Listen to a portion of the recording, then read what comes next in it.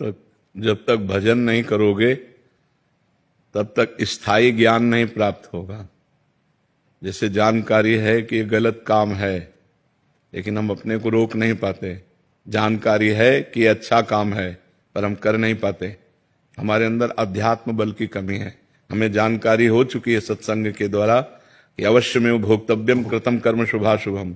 जीव को शुभ अशुभ कर्म को जो किए हैं उनका फल भोगना ही पड़ेगा। पर हमारे अंदर अध्यात्म बल नहीं है, इसलिए हम उसे स्वीकार नहीं कर पाते।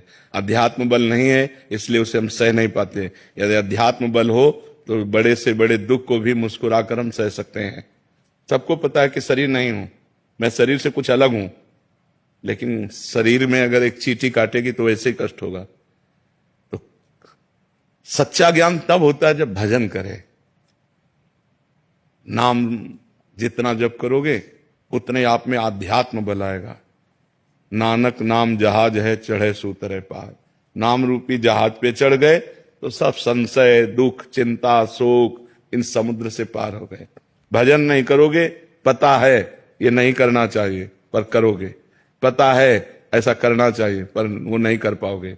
भजन चाहिए, प्रधान कमी है भजन की। इसलिए खूब नाम जप करो यदि मंगल चाहते हो तो। ना भगवान सुनने से केवल मिलते हैं, ना भगवान प्रवचन करने से मिलते हैं, भगवान भजन करने से मिलते हैं। सुनने और सुनाने का एक ही फल है कि हमारा भगवान के भजन में मन लग जाए, हम भजन करने लगे। अगर भजन न करने लगे तो खूब सुनो, एक अहंकार कर लो कि हमने बहुत सत्संग सुन लिया है, लेकिन उससे लाभ क्या होगा।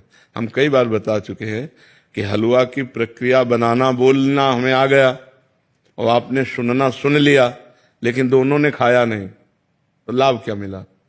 तीसरे ने बनाकर जो प्रक्रिया सुनी, बनाया और खाया, अब उसको आनंद मिलेगा।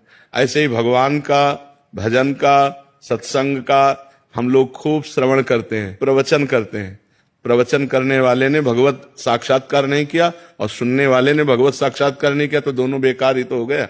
हलवा की केवल प्रक्रिया बोलना या केवल सुन लेने से तृप्ति नहीं होगी, भूख नहीं मिटेगी। बनाओ फिर डट के खाओ, तब उससे तृप्ति होगी। तो ऐसे डट के भजन करो, हट के भजन करो, भोगों से पाप से हट के भजन करो और खूब जिद्दी स्वभाव रख के डट के भजन करो, अभी आनंद आ जाएगा। केवल सुनने से काम नहीं चलेगा, खूब नाम जप करो तब उससे लाभ प्राप्त होगा। सीमा शुक्ला जी कोलकाता से।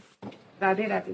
राधे राधे महाराज जी। महाराज जी, आपका भी कर्मों के ऊपर ही है। कह रहे हैं कि हमने आपको एक प्रवचन में सुना था कि हर इंसान को अपने कर्मों का फल मिलता है। अगर माता पिता के कर्मों का फल उनके बच्चों को भी मिलता है, अच्छा हो या बुरा, नहीं, जीव को अपना कर्म भोगना होता है, संयोग बनता है, पूरा जाल बिछता है। तुम्हारे ये कर्म